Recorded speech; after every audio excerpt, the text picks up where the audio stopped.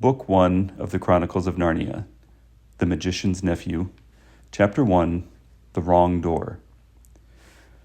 This is a story about something that happened long ago when your grandfather was a child. It is a very important story because it shows how all the comings and goings between our own world and the land of Narnia first began. In those days, Mr. Sherlock Holmes was still living in Baker Street, and the Bastables were looking for treasure in the Lewisham Road. In those days, if you were a boy, you had to wear a stiff Eton collar every day, and schools were usually nastier than now. But meals were nicer, and as for sweets, I won't tell you how cheap and good they were, because it would only make your mouth water in vain. And in those days, there lived in London a girl called Polly Plummer. She lived in one of the long row of houses, which were all joined together. One morning, she was out in the back garden when a boy scrambled up from the garden next door and put his face over the wall. Polly was very surprised because up till now there had never been any children in that house, but only Mr. Ketterley and Miss Ketterley, a brother and sister, old bachelor and old maid, living together. So she looked up, full of curiosity. The face of the strange boy was very grubby.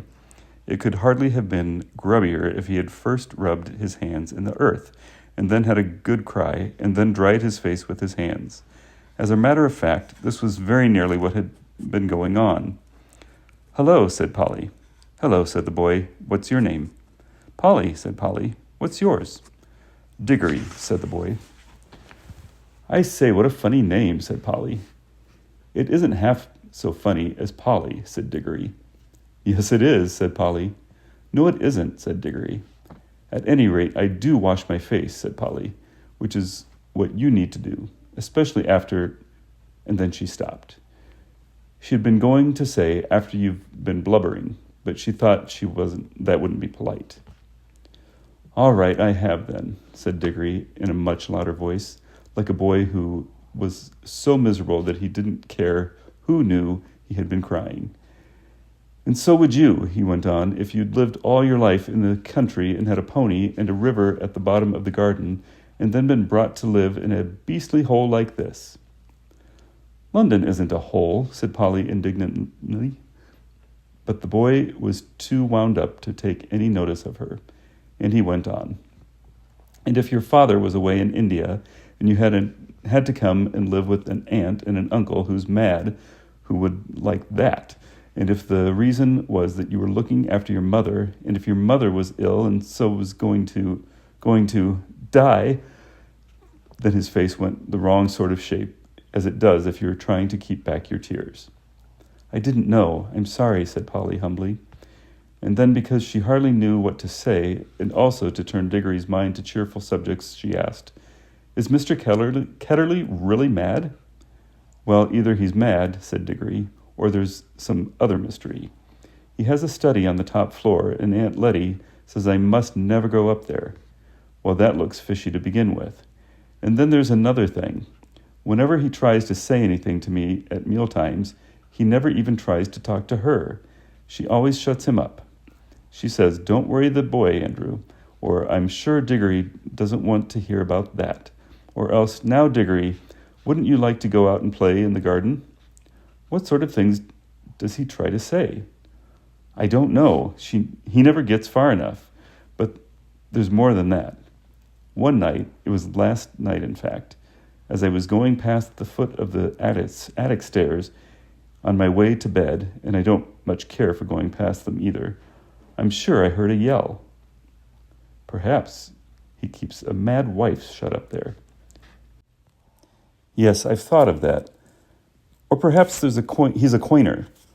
Or he might have been a pirate, like the man at the beginning of Treasure Island, and be always hiding from his old shipmates." "How exciting," said Polly. "I never knew your house was so interesting." "You may think it interesting," said Diggory, "but you wouldn't like it if you have to sleep there. How would you like to lie awake listening for Uncle Andrew's steps to come creeping along the passage to your room? And he has such awful eyes." That was how Polly and Diggory got to know one another. And as it was just the beginning of the summer holidays, and neither of them was going to the sea that year, they met nearly every day. Their adventures began chiefly because it was one of the wettest and coldest summers there had been for years. That drove them to the indoor things, you might say indoor exploration. It was wonderful how much exploring you can do with a stump of candle in a big house or in a row of houses. Polly had discovered long ago that if you opened a certain little door in the box room attic of her house, you would find the cistern and the dark place behind it, which you could get into by a little careful climbing. The dark place was like a long tunnel with a brick wall on one side and sloping roof on the other. In the roof, there were little chunks of light between the slates. There was no floor in this tunnel. You had to step from rafter to rafter, and between them, there was only plaster. If you stepped on this, you would find yourself falling through the ceiling of the room below. Polly had used the bit of tunnel just beside the cistern as a smuggler's cave. She had brought up bits of old packing cases and the seats of broken kitchen chairs, and things of that sort, and spread them across from rafter to rafter so as to make a bit of a floor. Here she kept a cash box containing various treasures, and a story she was writing, and usually a few apples. She had often drunk a quiet bottle of ginger beer in there. The old bottles made it look more like a smuggler's cave. Diggory quite liked the cave. She wouldn't let him see the story, but he was more interested in exploring. "Look here," he said. "How long does this tunnel go on for? I mean, does it stop where your house ends?" "No," said Polly. "The walls don't go out to the roof. It goes on. I don't know how far." "Then we could get to the length of the whole row of houses." "So we could," said Polly. "And oh, I say." "What?" "We could get into the other houses." "Yes, and get taken up for burglars. No thanks." "Don't be so jolly clever. I was thinking of the house beyond yours." "What about it?" "Why, it's the empty one. Daddy says it's always been empty since we came here." "I suppose we ought to have a look at it then," said Diggory. He was a good deal more excited than you'd have ever thought from the way he spoke. For of course he was thinking, just as you would have been, of all the reasons why the house might have been empty so long. So was Polly. Neither of them said the word haunted, and both felt that once the thing had been suggested, it would be feeble not to do it. "Shall we go and try it now?" said Diggory. "All right," said Polly. "Don't if you'd rather not," said Diggory. "I'm game if you are," she said. "How are we to know we're in the next house but one?" They decided they would have to go into the next box room and walk across it, taking steps from one rafter to the next. That would give them an idea of how many rafters went to a room. Then they would allow for 4 more for the passage between the 2 attics in Polly's house, and then the same number for the maid's bedroom as for the box room. That would give them the length of the house. When they had done the distance twice, they would be at the end of Diggory's house. Any door they came to after that would let them into the attic of the empty house. "But I don't expect it's really empty at all," said Diggory. "What do you expect?" "I expect someone lives there in secret, only coming in and out at night with a dark lantern. We shall probably discover a gang of desperate criminals and get a reward. It's all rot to say a house would be empty all those years unless there was some mystery." "Daddy thought it must be the drains," said Polly. "Pooh! Grown-ups are always thinking of uninteresting explanations," said Diggory. Now that they are talking by daylight in the attic instead of by candlelight in the smuggler's cave, it seemed much less likely that the empty house would be haunted. When they had measured the attic, they had to get a pencil and do a sum. They both got different answers to it at first, and even when they agreed, I am not sure they got it right. They were in a hurry to start on the exploration. "We mustn't make a sound," said Polly as they climbed in again behind the cistern, because it was such an important occasion. They took a candle each. Polly had a good store of them in her cave. It was very dark and dusty and draughty, and they stepped from rafter to rafter without a word except when they whispered to one another, "We're opposite your attic now," or "This must be halfway through our house." And neither of them stumbled, and the candles didn't go out. And at last they came to where they could see a little door in the brick wall on their right. There was no bolt or handle on this side of it. of course, for the door had been made for getting in, not for getting out. But there was a catch, as there often is on the inside of a cupboard door, which they felt sure it would be able to turn. "Shall I?" said Diggory. "I'm game if you are," said Polly, just as she had said before. Both felt that it was becoming very serious, but neither would draw back. Diggory pushed round the catch with some difficulty. The door swung open, and the sudden daylight made them blink. Then, with a great shock, they saw that they were looking not into a deserted attic, but into a furnished room. But it seemed empty enough. It was dead silent. Polly's curiosity got the better of her. She blew out her candle and stepped out into the strange room, making no more noise than a mouse. It was shaped, of course, like an attic, but furnished as a sitting room. Every bit of the walls was lined with shelves, and every bit of the shelves was full of books. A fire was burning in the grate. You remember that it was a very cold, wet summer that year. And in front of the fireplace, with its back towards them, was a high-backed armchair. Between the chair and Polly, and filling most of the middle of the room, was a big table piled with all sorts of things. Printed books, and books of the sort you write in, and ink bottles, and pens, and sealing wax, and a microscope. But what she noticed first was a bright red wooden tray with a number of rings on it.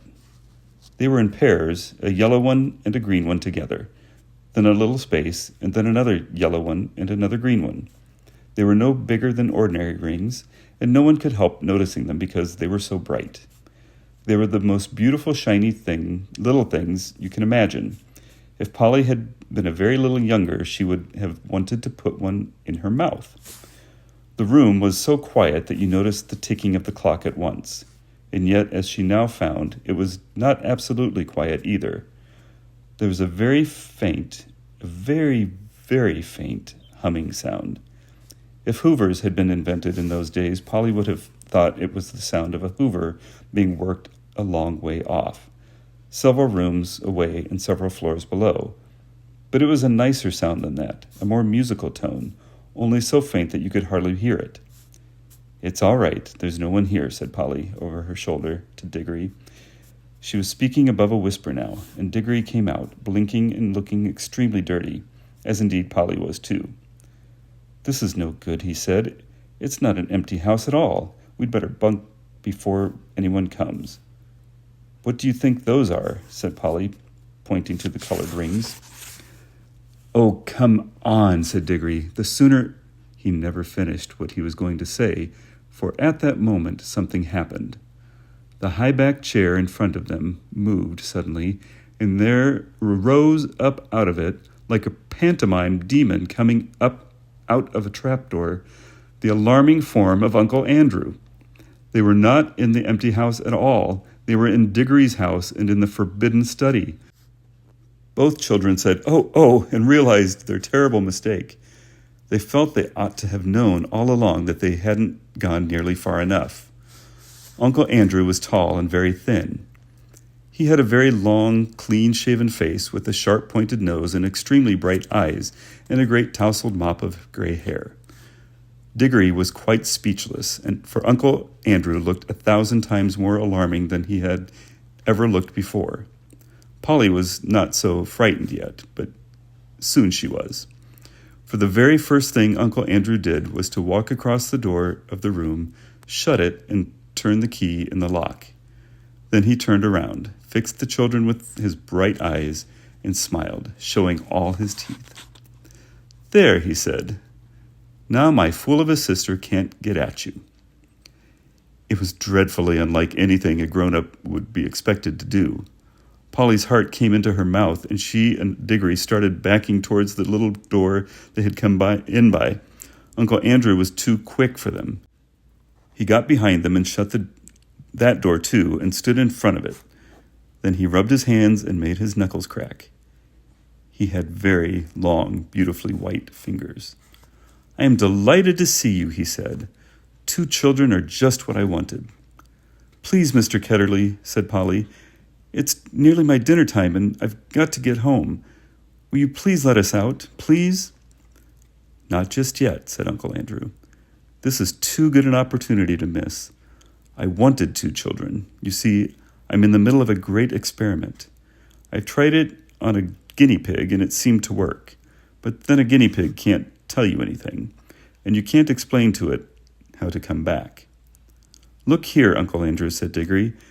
It really is dinner time, and they'll be looking for us in a moment. You must let us out. Must? Said Uncle Andrew. Diggory and Polly glanced at one another. They dared not say anything, but the glances meant, "Isn't this dreadful? And we must humor him." "If you let us go for dinner now," said Polly, "we could come back after dinner." "Ah, but how do I know that you would?" said Uncle Andrew with a cunning smile. Then he seemed to change his mind. "Well, well," he said, "if you really must go, I suppose you must. I can't expect 2 youngsters like you to find it much fun talking to an old buffer like me." He sighed and went on, "You've no idea how lonely I sometimes am. But no matter. Go to your dinner, but I must give you a present before you go. It's not every day that I see a little girl in my dingy old study, especially, if I may say so, such a very attractive young lady as yourself." Polly began to think he might not really be mad after all. "Wouldn't you like a ring, my dear?" said Uncle Andrew to Polly. "Do you mean one of those yellow or green ones?" said Polly. "How lovely!" "Not a green one," said Uncle Andrew. "I'm afraid I can't give the green ones away, but I'd be delighted to give you any of the yellow ones. With my love, come and try one on." Polly had now quite got over her fright and felt sure that the old gentleman was not mad, and there was certainly something strangely attractive about those bright rings. She moved over to the tray. "Why, I declare," she said, "that humming noise gets louder here. It's almost as if the rings were making it." "What a funny fancy, my dear," said Uncle Andrew with a laugh. It sounded a very natural laugh, but Diggory had seen an eager, almost a greedy look on his face. "Polly, don't be a fool," he shouted. "Don't touch them."